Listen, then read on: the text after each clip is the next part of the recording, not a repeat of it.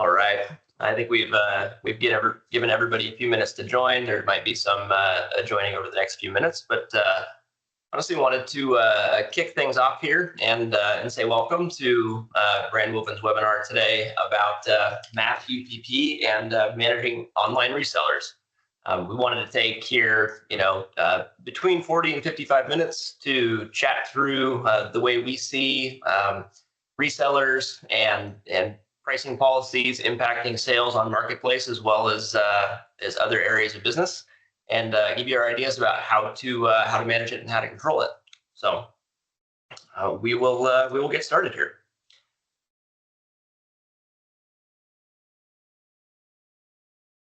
See, as we're kicking it off, just a little bit about myself. My name's Chris Gray. If you don't know me already, I'm the CEO of Brandwoven and have spent the last better part of 18 years in the consumer product space, about 13 years on the brand side, and then the last 7 years at Brandwoven, formerly run AMZ, and in the last 6 of those years leading the organization as the CEO. Just as far as where I have been in my career, managed coming up on $2 billion in collective consumer sales, most of that in the sporting goods arena. And my background is, again, on the brand side, managing everything from big box to specialty retail, two-step distribution, and direct to consumer. So as we talk about this idea of reseller protection, I think the perspective that I take is very much from the brand side, understanding that marketplace is one part of a very big ecosystem that our brands are operating. And we like to bring that perspective when we're talking about this topic, especially. Also, if you're not familiar with Brandwoven as a company, like I said, we were formerly Run AMZ. Really exciting. Just a couple weeks ago, had the chance to rebrand. But we are a full-service marketplace management agency. We work primarily with premium brands and work with Walmart, Target, and of course Amazon, as well as a few other online marketplaces. A little bit about kind of size and scope. We manage about 175 million in Amazon sales a year. We're not a huge team. We're a team of 32, which we always talk about is very much big enough to be relevant and have the technology and tools we need to do this job really well, but small enough to be adaptable to the needs of the brands that we're working with. So that's a little bit about us. If you ever have any questions about who we are, feel free to visit our website, reach out. We're happy to talk.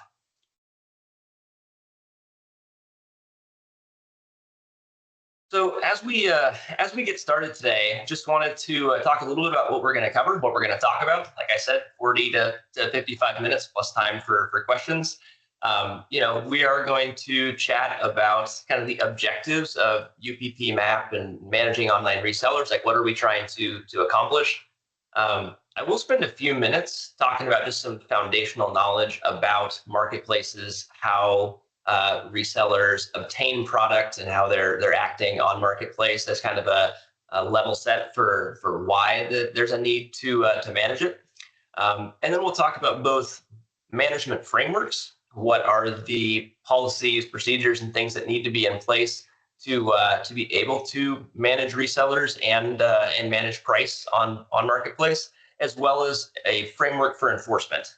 Okay, once you have the foundation laid, how do you actually make it happen? We'll kind of close up with some FAQs and common roadblocks that we see, just kind of things that impact a lot of brands that we've worked with over the years. And then I do have to give a disclaimer that the lawyers always like, is that, we're presenting this information for information purposes only. We'll talk about different policies and things, but it does not constitute legal advice. So just want to make sure that we put that out here as we get started. And just a little bit about framework, just to prevent any interference from bad connections or whatnot. We did kind of mute and also turn cameras off for participants. But if you do have a question, there's a Q&A button at the top of your screen. Please feel free to use that, and I'll either answer the questions, kind of live, or if I don't catch it while we're talking through here, I'll make sure to touch base on it at the end. If we do run out of time and there's more questions, I'll feel free to reach out. I'll actually follow up with you after after the webinar. So with that, I will say we can really jump in. So I guess first and foremost, when we talk about reseller management and UPP or pricing management, what are we trying to accomplish? I think foundationally for most premium brands, stable pricing across both marketplace as well as e-commerce and sometimes brick and mortar is really, really important. And I think stable pricing is a primary goal of what we're trying to do. We really want to put the control into the hands of the brands for where and when their product is sold, as well as the price at which it's sold. I know that the arbitrage model of marketplace is been the demise of many really good plans and good ideas in the brand space. The second piece is what we'll call channel clarity. So I think stable pricing is one thing, but being able to look at different channels of trade and say, hey, we have a role for marketplace, we have a role for specialty retail, we have a role for big box, and make sure that the brand has the levers to pull to drive to that strategy is something that's really important. And that often means getting rid of or limiting rogue sellers, people that are getting a hold of your product and selling it that you ultimately don't want to be representing your brand. And I think tied into that is this idea of like a clear consumer journey. When we look at how connected the consumer is to multiple channels of trade simultaneously right now, the idea of being able to craft that consumer journey, to craft their experience, regardless of where they're going, really does require management of both price and resellers. And that's what we're kind of talking about here today. As far as like, hey, where are we headed? What do we want to come out of these efforts that we're putting in? And knowing that, I think we wanted to talk about a little bit of foundational knowledge. Why is brand protection so challenging? So I think some of this information is going to be kind of rudimentary marketplace Amazon stuff for some of you. Hopefully there's a few nuggets in here that's beneficial, but I think it's really important to kind of lay the groundwork for what we're doing and why we're doing it. So first piece of this is buy box. So a term that everybody is probably intimately familiar with. And we'll just spend like 30 seconds here, but just to really level set on the way Amazon, Walmart, all of these marketplaces work. There is one product page for each of your products, and it's a page that operates just like Wikipedia, which means that multiple people can change content on that page, and anybody who wants to, by and large, can sell on that page. And the buy box is essentially, in this case, Amazon's pick of who would get the purchase if someone adds to cart or someone hits buy it now. So in the case of most products, there's anywhere from 1 to 50 resellers kind of competing to be the selling entity on any given product page. And what that means is that Amazon has millions of sellers, that those millions of sellers have access to all the same consumers that you do as a brand, and that this product page is reaching. And I think that kind of foundationally is really important for kind of where we're headed and why control of that and management of that from a resale perspective is so important. So, coming out of that, I think there's this idea of how marketplace resellers obtain product. So we talked about the fact that there is almost innumerable Amazon, specifically resellers.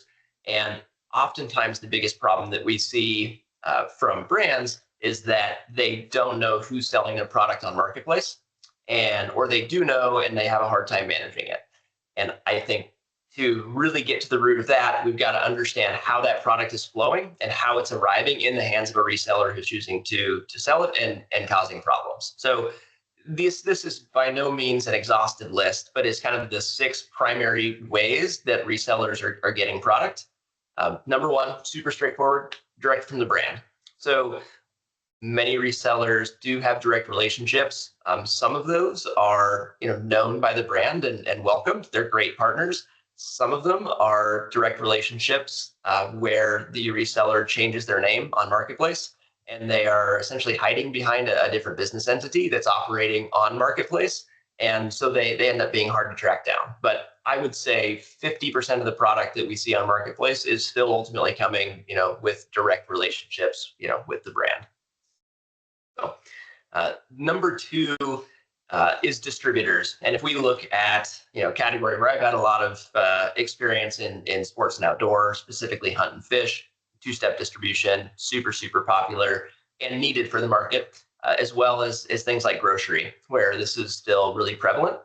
And we do see distributors become kind of a black hole at times for brands, right? The product goes to the distributor. That distributor is selling that product to many, many different people, and the brand kind of loses visibility into what's happening with their product as it ends up on Amazon. Don't get me wrong, there are incredible distribution partners that work really hand in hand with brands, but there are some that tend to sell product to whoever will buy it and aren't super honest and reciprocal with the brand about, with information related to what that looks like. And that does cause a lot of uncertainty into who those resellers are for a lot of folks. So those are kind of the obvious ones. The less obvious that I think we need to be considering all the time is that there is a huge number of consumers who are actually going around to retail establishments looking for product at discount. They're scanning that product with apps that are available, and it will give them the expected profit on Amazon. And this sounds like it should be a small problem, but it's not. I know every single day there are people that go to Home Goods and scan products and look for opportunities on Amazon, and they'll buy 5 or they'll buy 100, and there's thousands of people doing this every day. So discounts at retail, at brick and mortar, even brick and mortar that has no e-commerce presence, that product does flow through in an almost certainty into Amazon if there's discounts offered. I just wanted to think about the interconnectedness of different channels of trade become a real problem if not thought about the kind of the long-term implications of that. So, the other one to note is dealers or retailers oftentimes, and this is something where, again, there are awesome dealers and retailers that are great partners to brands. I think it's just important to realize that there are some that aren't, and there are dealers and retailers that will make deals with independent sellers for Amazon. Hey, we'll give you a little bit of a discount. You buy a volume. It basically flows through the dealer into the hands of a reseller, into the hands of the consumer on Amazon. And that happens frequently in every industry that we've ever worked with. There are always dealers that are, open to doing that. We've also seen the resellers be really dishonest at times about what they're going to use the product for. Hey, it's for a gift for my staff, and they have a company and they have 100 people and they want X number of products at discount. The dealer feels like they're really helping out, and in actuality, that product ends up right back on Amazon. So that's a reality that we work with in this space too. Really quick, return pallets and liquidators. Again, same idea as people go into retailers. There's tons of people that are trying to take advantage of return pallets, liquidation houses, things like that, and that product flows right back through to Amazon. And then the last one to consider, D2C on discount. So this is one that we actually see more often than you would think, where end of life product or seasonality, seasonal lines are coming in with new colorways, old colorways, end up on deep discount on D2C. All of a sudden you get a bunch of orders for them, and that product will inevitably end up on Amazon 8, 10, 12 days later. And that's just kind of a little bit about the flow of product into these marketplaces, which is why it's so hard to manage at the end of the day.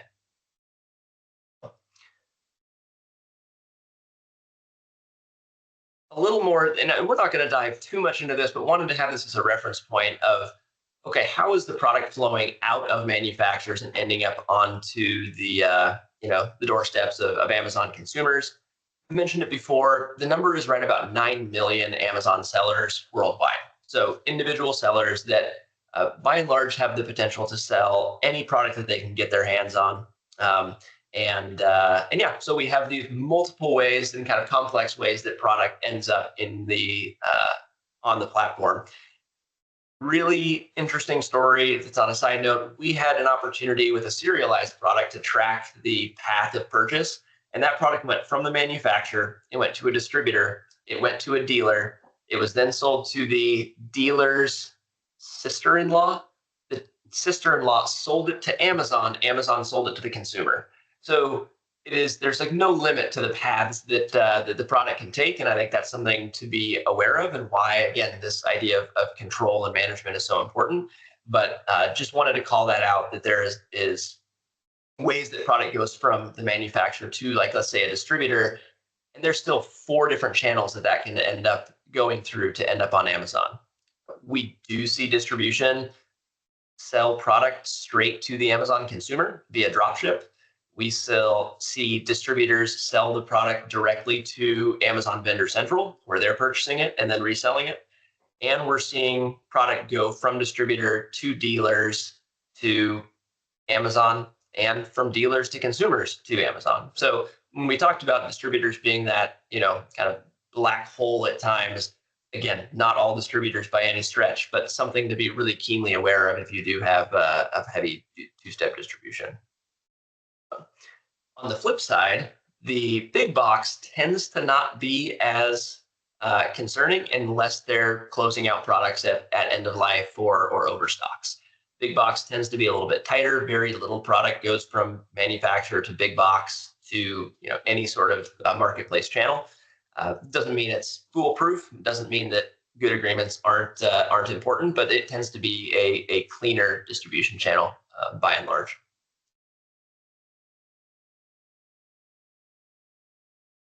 So when we look at what is kind of the optimal solution to this, I really do think this is brand dependent. But for most brands, we would say manage resellers, don't allow other resellers on marketplace, allow other resellers to manage their own channels, their own websites, and really keep marketplace for the brand. I think, being a brand guy myself, there's this idea that you can use marketplace and Amazon, Walmart as a direct to consumer channel, and Amazon is just the transaction platform. And I think that's the right way to look at it. As a manufacturer, you do need to drive your own consumer demand, and you want to be responsible for and engaging with that path to purchase all the way onto the consumer's doorstep.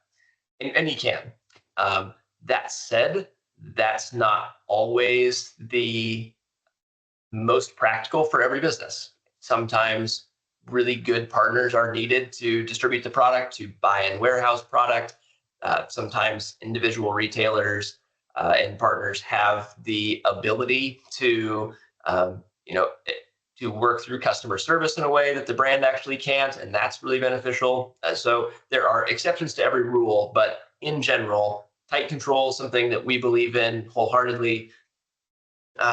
And getting the brand as close to the end consumer as possible, as often as possible, is something that we believe in. Generally, that is using FBA or Amazon Seller Central. Vendor Central, another way to do it, although you do lose some control. We won't go into Vendor Central versus Seller Central here, but just to say, when product goes into Vendor Central, you do lose management of price, which can be a problem.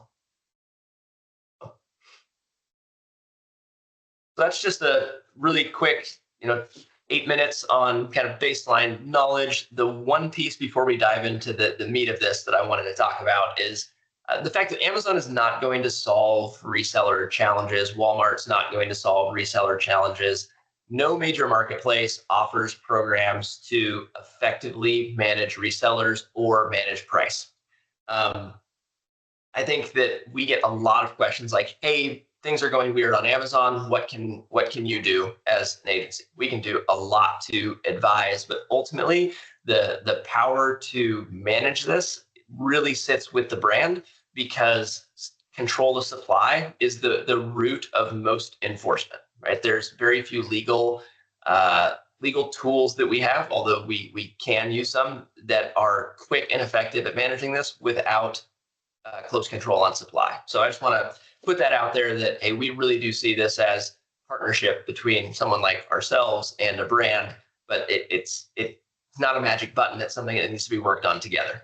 So, and I would go so far as to say, with an Amazon, for instance, who has antitrust cases against them for, the behavior around sellers and price and things, they're going to be super reluctant to help with this management. And in a lot of ways, they want the competition. They want more sellers. They want consumers to get the best price possible, and that happens by allowing as many people as they can onto the platform.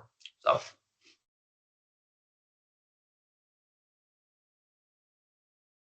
Awesome. So moving along here, structure for successful reseller management. So we've talked a little bit about the problem, how it comes to be. I think we've all probably experienced that with just the pricing variability, reseller variability, consumer experience variability. So what are the actual tools that we need in place to manage that? There's really 4 core tools, and this is not, again, an exhaustive list.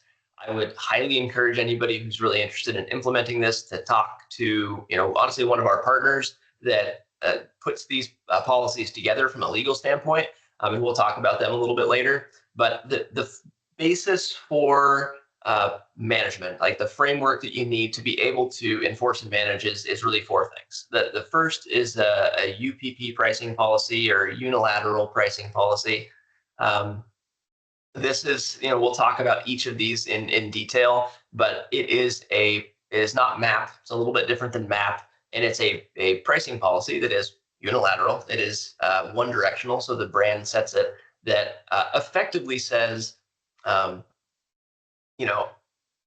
you can sell the product for whatever price you want, and I'm going to choose to sell the product to whomever I want. So again, the control is really on supply, but it's a very clean way to do that. We do find most of our legal partners, as well as we've seen us be very successful with our brand partners in implementing a UPP pricing policy, is foundational to price stability on marketplace.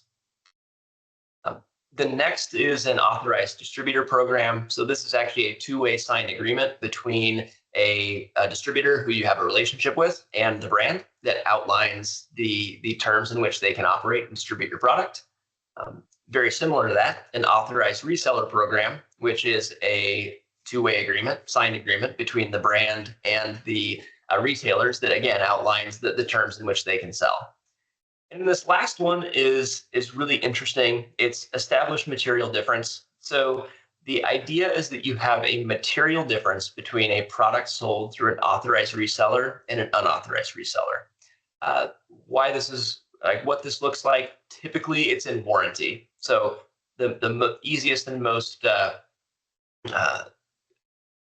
effective that we've seen is a warranty is void if it's not sold by an authorized reseller, and the warranty is only valid at first sale, right? And that's something that has been established in different court cases to be effective. And what it essentially allows you to do, and again, not legal advice, but it allows you to say that product that is not sold through an authorized reseller is counterfeit and different than authentic product.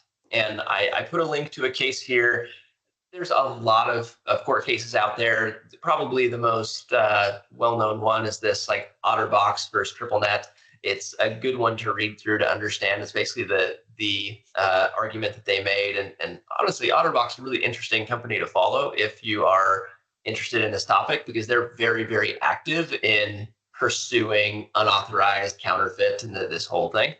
So they have cases in 2022 and 2023 that are ones that are to follow and watch to see how the court responds to these sort of policies and these sort of actions.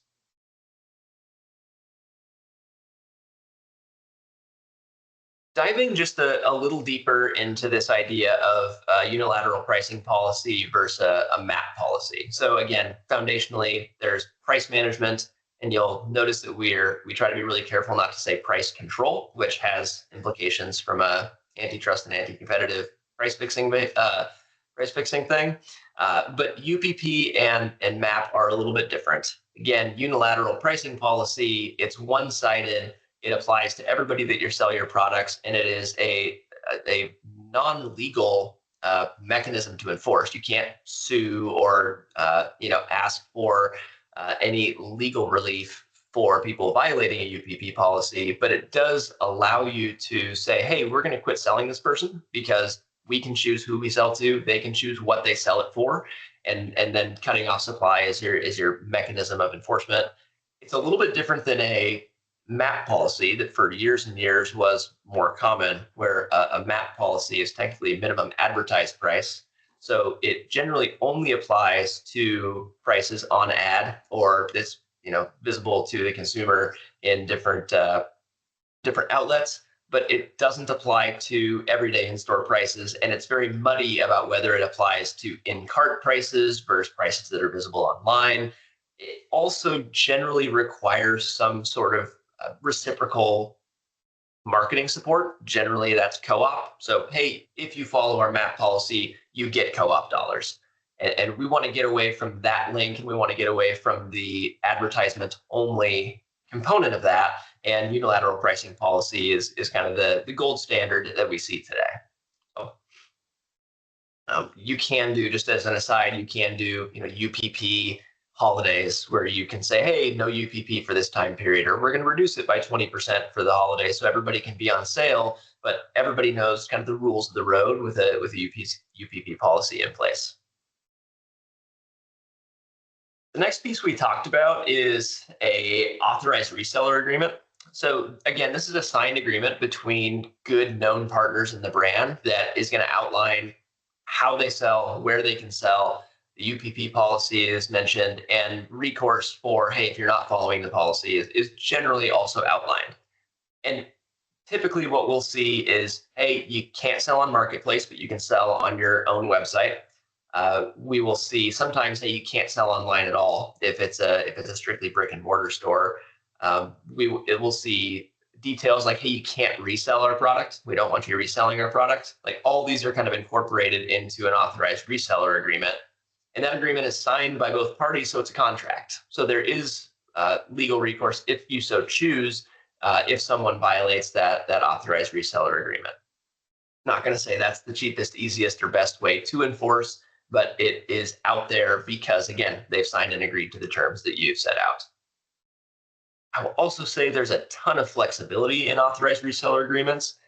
Again, most of the time we're recommending that a brand go straight to the consumer through Amazon. Other times, brands have really awesome partners that that bring a ton of value, and so you can outline in an authorized reseller agreement, yes, you can sell on Amazon, but here's your subset of products, or you can sell on Amazon, but you have to be at UPP, and that's totally fine. You have the flexibility to do that within the program. It just depends on the needs of your brand and kind of what you're trying to accomplish. The other piece that becomes really important, authorized distribution agreement. So this is very similar, but outlines the conditions in which your distributors can resell product. The price, oftentimes it's, hey, you can't resell under a specific price for resellers.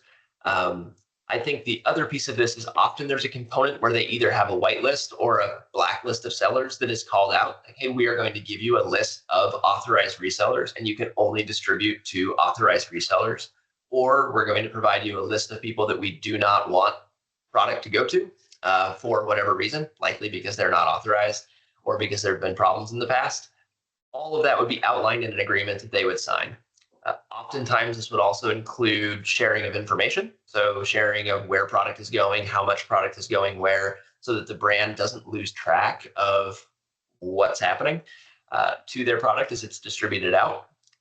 Some distributors have seen these agreements. They accept these agreements. They abide by these agreements. They're awesome partners because they see it protecting them as well.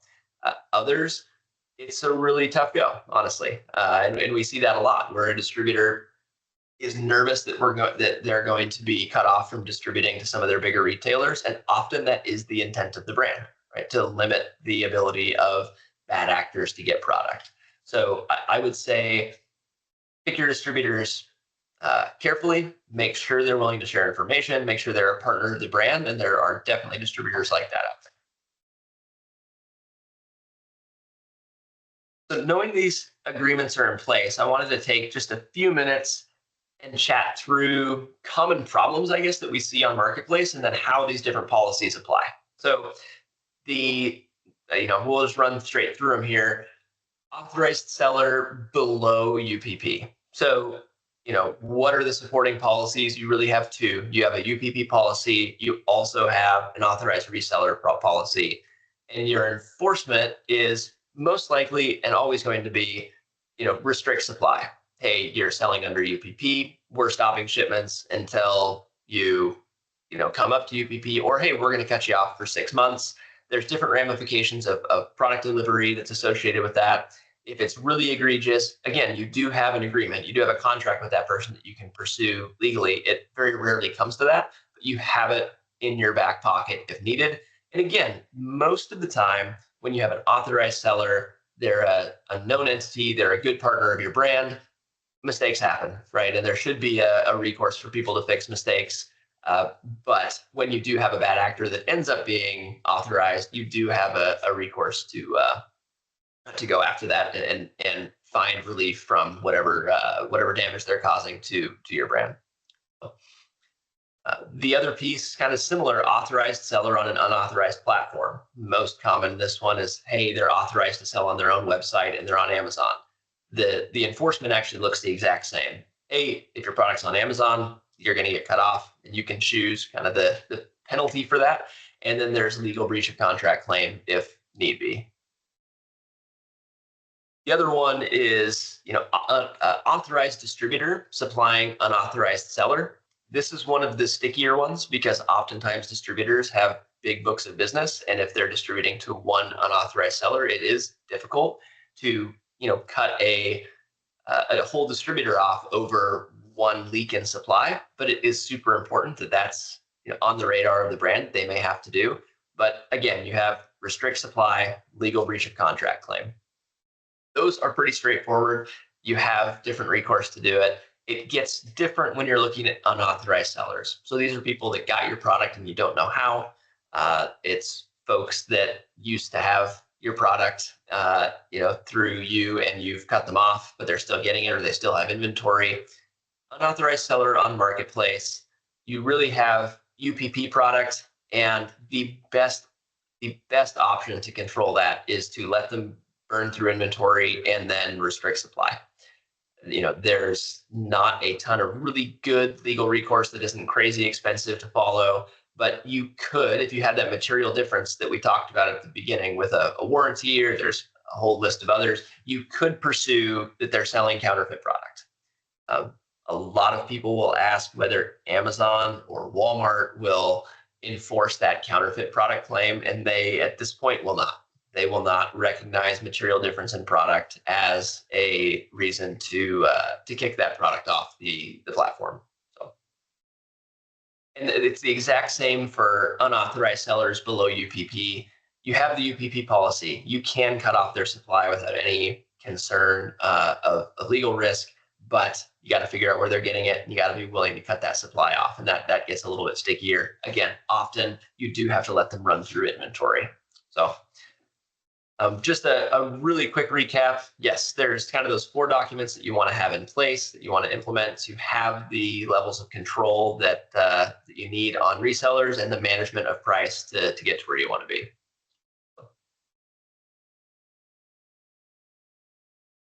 And just a reminder, as we jump into management and enforcement, if you do have any questions while I'm talking, pop it into the Q&A. Happy to answer it as best I can while we're going through. I think the meat of this topic is, okay, we have we know we need these tools. What does actual management and enforcement mean? How do we build these programs? That sort of thing. And I would just want to throw out that there's kind of 3 prongs to building and implementing this sort of program. You'll see at the top here, I put internal support. So yes, agencies like ourselves can help. We have partners that do this all day, every day with enforcement and building programs. Ultimately, internal resources are needed to make this happen. I know there's a few people on this call that that's what they do for some of the brands that we represent, and we appreciate it because it is challenging work and it's hard work. But this is not something that happens in a vacuum. It's not something that happens once and then goes away. This is an ongoing process. It requires ongoing monitoring, and it requires people that are administering and enforcing the programs that you build. To assist those internal stakeholders, legal services are generally recommended. Not everybody will go this route, but it is from our perspective, a small price to pay to make sure you have good, defendable policies that don't raise any concerns around price fixing, antitrust, anything like that. We just be extra careful and find a professional in the space to build your programs for you. The other piece is tracking software. So for some of our brands, they have 4,000 SKUs or 1,200 SKUs, and there's 5 marketplaces, and there's 27 sellers on those marketplaces, and there's also 400 other websites selling the same product. You have to have some tool to summarize what's happening, who are the violators, and start that enforcement process. So tracking software becomes really, really important in the kind of triad of implementation steps and implementation elements that you need to make this all work. I did allude to it. I probably talked about it quite a bit a little bit ago, but internal resources become super important, and we look at this in 2 different chunks: program administrator and an executive sponsor. And program administrator is the constructor of how do we get authorized programs signed. It is, I'm monitoring it and I've found infringements. What do we do about it? It's answering questions from dealers. It's managing the software. It is all encompassing of keeping these programs running and keeping information flowing to the decision makers of, hey, who do we need to cut off? Who do we need to send a letter to? Who do we need to talk to? Who's getting product, and how do I figure out who that is? We do see 1 or 2 people in a lot of the brands that we work with be kind of administrators of, we'll call it a brand protection program. But they can't do their job well without an executive sponsor. And I can't reinforce this one enough, that high level buy-in from executive leadership is required to make any of these programs work. And that means being willing to take the risk of shutting off what could be a big dealer in volume, but 97% of their business is going through marketplace, which isn't adding value for the brand, right? That is a vital piece of this, and having those executive sponsors be really keyed into what are our objectives? Why have we chosen to, let's say, get rid of bad acting retailers? Or why have we picked 3 retailers that are allowed to sell, and why is it only those 3? Having a real focus on that and adoption top to bottom in the organization is really important for the structure and the framework to actually work. Next piece is legal services. And, we put down some partners that we've worked with and had success with here. The development of a frame, like of the actual programs, the verbiage of the programs.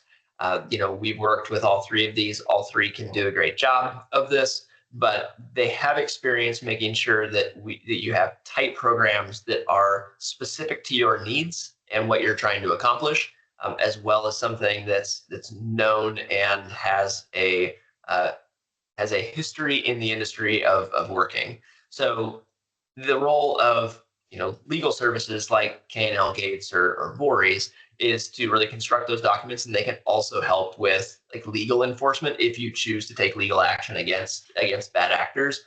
How great shop that does program building and consultation. They don't have the technical legal arm, but they have partners that they work with. But they're all about construction of agreements and enforcement in a lot of different ways. Again, I think this idea of getting the right foundation becomes really important. And so working with one of these is not crazy expensive. I'm not going to quote what they charge because they have their own pricing and that changes and whatnot. But assume it's in the five figures, in the low to mid five figures to have this all built. And they also can do training for sales teams and things about what they can and can't say to make sure that you're, protected in doing this. So I think super worth the investment. Whenever we're working with a brand, this is the way we suggest they go is working with one of these teams. There's others out there. They're not the only three, of course, but there are three of the bigger ones and ones that we have experience with. Similar tracking software. So TrackStreet, probably the one that we've worked with the most. All have their pluses and minuses. All help administer and track and can look at the entire e-commerce ecosystem. But I think having that software, having a tool that's going to tell you who's following the rules is really important. Who's not following the rules, really important. And then most of the systems out there now can start enforcement by sending notification letters automatically or with your choosing to really make it faster, especially for large brands with larger catalogs where you're managing hundreds, if not thousands of SKUs across hundreds, if not thousands of resellers. So super important for the construction of tracking and ongoing enforcement. A few other programs that we hear a lot about, and I guess there's a lot of misconceptions about, is Amazon Brand Registry and transparency. So Amazon Brand Registry, a program that's been around since, I want to say 2017, 2018. And the original design of that program is to allow you to take your trademark, basically link that up so Amazon knows that you are the owner of the trademark, and it should give some advantages to you as a brand. It definitely opens up some features on the platform. It definitely helps with contributions of content. So lots of people can add content to your product pages. Brand registry does help. It's not one-to-one, hey, you have brand registry, so you control content, but it gives you some advantages there in the scoring system that they use to choose content contributors. But it does not do much, if anything, to assist with reseller management or price management. It's really there for trademark infringement and to make sure Amazon knows who the owner of various brand names are so that they can give them additional features to use to sell. The maybe more confusing one of these two is Amazon Transparency. And if you're not familiar with the program, it essentially allows you to obtain an Amazon-specific, basically a serial number for every product that you sell. And Amazon commits to not selling and not allowing for sale any product that is registered with transparency if it doesn't have the sticker. So, the idea is that you would put these stickers on every single product sold, whether it's to an authorized reseller, an unauthorized reseller, your brick and mortar. And so wherever the product ends up, if it doesn't have a transparency sticker, it's counterfeit, and then Amazon won't accept it into their system. They won't allow it to be sold through merchant fulfilled or anything. And we are seeing folks use transparency to help manage resellers. So they are doing transparency labels. They are only adding them to the product that is being sold to into Amazon or to authorized sellers on Amazon. And it's working. The thing is, there's risk there because that's not the design of the program. And I guess that's the piece that I want to make sure is clear here, is that yes, people are using it in that way, but without the design of the program being there, there's some risk. So if Amazon finds out that you're not labeling all product, it's basically a 3-strike, you're out warning, and you can get kicked out of the program. Some are like, hey, that's worth the risk. Again, we've seen it work. The question is, how long will it work, and is that worth the investment internally to try to use it as a tool? For some say yes, some say no, but it definitely isn't the original design of the program, and it's not within terms of service, terms and conditions of the program as they state it. Just want to call that out as kind of important caveats to these programs that we're talking about. Let's see, we've got about 7 minutes left, so we're going to fly through some kind of common roadblocks. I would say these are the most common things that get in the way of an authorized reseller program, authorized distributor program, UPP program being either developed or used. and used effectively to manage resellers and price within the brands that we've had experience working with. And we've done this um, dozens of times across multiple industries. Far and away, the number one is the lack of commitment from the brand, to be totally honest. And that's not a positive or a negative. It's just the reality that oftentimes the brand at a given time thinks that it's a really good idea. Hey, we really need to have pricing managed across all of our channels. We really want to control resellers.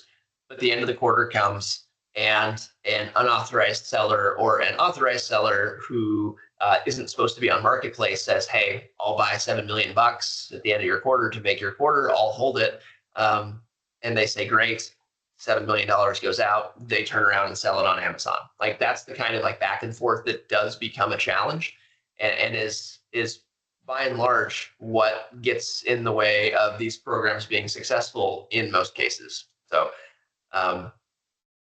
yeah, I think that's an important one to call out, that when you're going forward with a program like this, again, that executive sponsor becomes really, really key. The commitment for 3, 12, 18 months, 2 years, like, this is a long trajectory game, and that commitment has to remain consistent for that entire time, or you're always going to have leaks and concerns.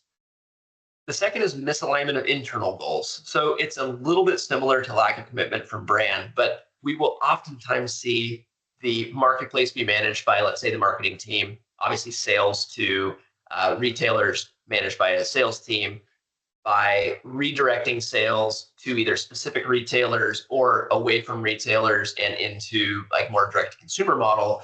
It's essentially taking, commission dollars out of reps' pockets. And so there's this huge misalignment of what's trying to accomplish from a pure financial motivation standpoint. And so we do see that get in the way quite a bit, where reps are sitting there like, "Hey, I had this, $3 million dealer working out of their garage. They've been $3 million for, 4 years. And now their sales are going down to basically nothing. And it's because marketplace was taken away." And I think it's important that brands are aware of that and thinking about that when they're both incentivizing their sales teams and building sales plans around this sort of program. And also, just, it's really hard to expect people to behave in the best interest of the brand and the company when their personal financial success is measured in a different metric. So just something to be aware of that does get in the way and tends to create leaks more often than not. The next is untrustworthy partners. So, I mean, I've been around again and worked big box and specialty retail and had amazing relationships with partners that truly were like partners to our brands, right? They wanted the brand to grow. They had attributes to them that brought a lot of value to us as a brand. And like, those are worth their weight in gold, 100%. On the flip side, there are partners, even the folks that you've worked with for 3, 5, 12 years, 2 decades, whatever it happens to be, that are going to say all the right things and do all the wrong things. And we see this again with every brand we work with. We see good actors trying to follow the rules, bad actors honestly breaking the rules and getting the financial payoff. And so it's really important that when you're choosing partners, you choose folks that you trust and that they're willing to work with you. Generally speaking, when you're implementing these sort of programs, the folks who don't push back as hard, they know it's an opportunity for them because they've always been following your MAP policy. They've always been following your UPP policy. The folks that have a really hard time with these programs coming into play means they're generally very heavy marketplace focused and they haven't been following the rules. Exceptions to every rule, but that's just something that I would be keenly aware of when you're having those conversations, and speak with confidence about how programs like this help good partners. That's a inevitability of this, is that folks that are following the rules will see a boost. Folks that haven't been following the rules will see decline. So ineffective program and policy design, from a legal standpoint, again, because we don't see legal as the best way to enforce a lot of these policies, it's not necessarily ineffective programs make the programs not work because they're not written right. It's because they're not clear, or dealers don't understand it, or dealers say, "Hey, that's too complex. I'm just not going to do it. So having really effective policies is not only about having a legal framework that works, but having something that's well understood by the whole distribution network so that everybody is marching in the same direction. Fear of reaction from partners is another area where we see a tremendous drop off in the efficacy of these programs, where it's like, oh, they're big, the dealer is big. I'm nervous that they're going to get upset with me. I'm nervous that they're going to, quit purchasing or badmouth me at retail, things like that. And yeah, that does happen. But again, it generally happens with partners who are very heavy Amazon and don't have that extra ability to bring value to the brand that other really good partners would. So, and I think that value comes in a lot of different places, whether it's holding inventory, whether it's getting customer service, speed of delivery, whatever it happens to be. But I think that, again, the partners who react poorly are generally the partners who are not seeing this as an advantage to them, which means they are ultimately low value partners to the brand. If there are any retailers on the call, I'm not saying that that's 100%, but definitely I think the good retailers see this as a boon for their business, and that's how it plays out most often. So, last really quick cash impact of implementation. There is in implementation a drawdown of inventory that has to happen. So let's say you've sold $30 million in inventory into your dealer channel. You want to go direct on Amazon. Those dealers have to draw down that $30 million of inventory before you start selling unit one, figuratively. And so there is a cash impact that's short term. Even if there's no macro sales impact to the consumer, there's a cash impact that can hinder, and totally understandable. It just needs to be planned for in advance. So,